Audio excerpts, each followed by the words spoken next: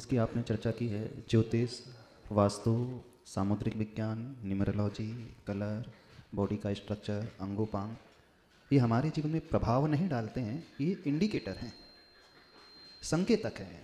जैसे railway platform में green signal होता है, तो क्या ग्रीन सिग्नल क्या संकेत देता है कि ट्रेन आने वाली है। ग्रीन सिग्नल हो गया, क्या इस कारण ट्रेन आती है कि ट्रेन आने वाली है, इस कारण ग्रीन सिग्नल होता है। पहले तो समझाइए,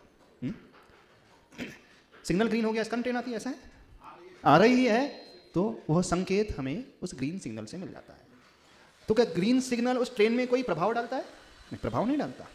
अब होता है जनरली दुनिया में कोई संकेत ऐसा दे रहा है, वहाँ रेड सिग्नल मिल रहा है, अथवा आपके ज्योतिष की ग्रहों की दशा इस प्रकार की दे रही है संकेत कि अन्य अन्य कुग्रह जो हैं, वक्र ग्रह जो बैठे हुए हैं, अथवा आपके शरीर की संरचना, आपके अंगोपांगों की रचना ये संकेत दे रही है, तो आप उसके रेक्टिफिकेशन में लग जाते हैं, आप ग्रहों को सुधारने में लग जाते हैं, आप अपने चेहरे की जो रिपेयरिंग में लग जाते हैं, नाक नक्शे को संवारने में लग जाते हैं।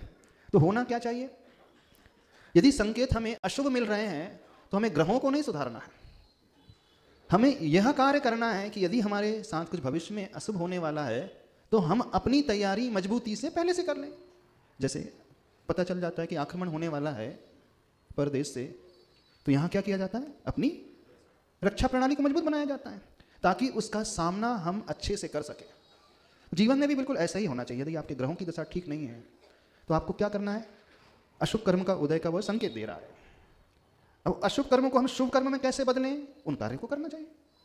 तो अशुभ कर्म का अर्थ होता है पाप कर्म, अशातावेदनी कर्म आदि। तो अशातावेदनी कर्म पाप कर्म क्यों बनता था? दुख करने से, शोक करने से, चिंता करने से, वध करने से, दुख शोक तापा क्रंदन वध परिदेव नान्यत परोभय स्थानानि असद वेद्यस। अब ठीक इससे विपरीत पुण्य कर्म, साता कर्म कैसे बनेगा?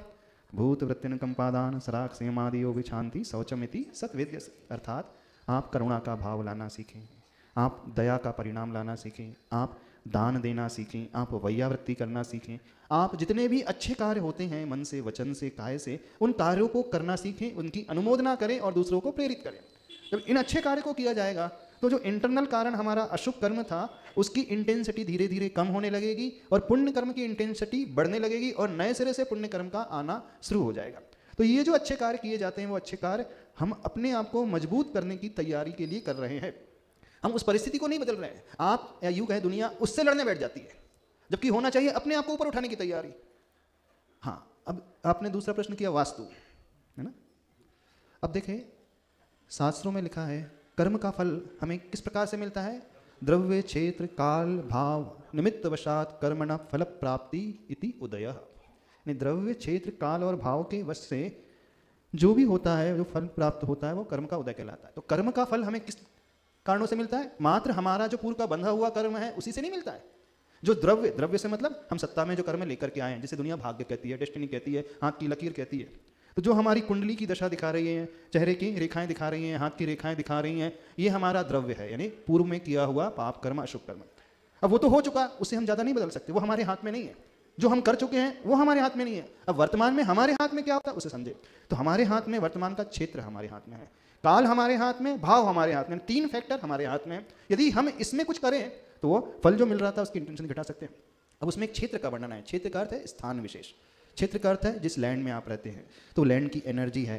जिस लैंड में आप हैं वहाँ का जो घर का कंस्ट्रक्शन है वो वास्तु कहलाता है। तो वास्तु को यदि आप प्रॉपर साइंस के अनुसार मैनेज कर लोगे, जहाँ लाइट होना चाहिए प्रॉपर लाइट आ जाए, जहाँ सूर्य किरण होना चाहिए, जहाँ से हवा होना चाहिए, जहाँ आपका भोजन बनता है वहाँ सूर्य किरणें पहुँचे तो वो भोजन जो है पौष्टिक बनेगा, तो आप जो है श्वासोश्वास अच्छे से ले पाओगे, आप अपने फिजिकली फिट रख पाओगे। तो क्षेत्र को थोड़ा बहुत परिवर्तन आप वर्तमान में कर सकते हैं। यदि आप जिस घर में रह रहे हैं वो एकदम विपरीत ही बना हुआ है तो उसे आप रीबिल्ड अथवा नई जगह जाकर के कर सकते हैं। थोड़ा चेंज आपने क्षेत्र का बदल लिया तो जो कर्म का इफेक्ट है वो थोड़ा सा कम हो जाएगा।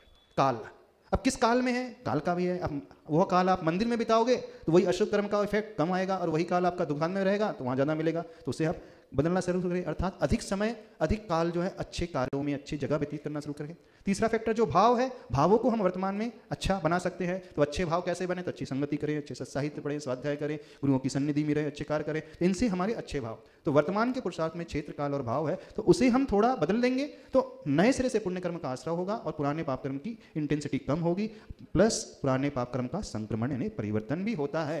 और नए कर्म में बंधने के साथ साथ पुराना पाप पुण्य में भी बदलता है, और पुराना पुण्य और मजबूत भी हो जाता है ना, उसका अपकर्षण नहीं उत्कर्षण भी होता है। तो ये कार्य हमें करना चाहिए। यदि इन कार्यों को हमने अच्छे से करना सीख लिया तो ये क्रिया जो हो गई हैं अपनी सैन्य प्रणाली को मजबूत बनाने की हो गई है, इससे कार्य होता है। तो आप ग्रहों की पूजा करने मत बैठ जाएं, इस बात को ध्यान रखें।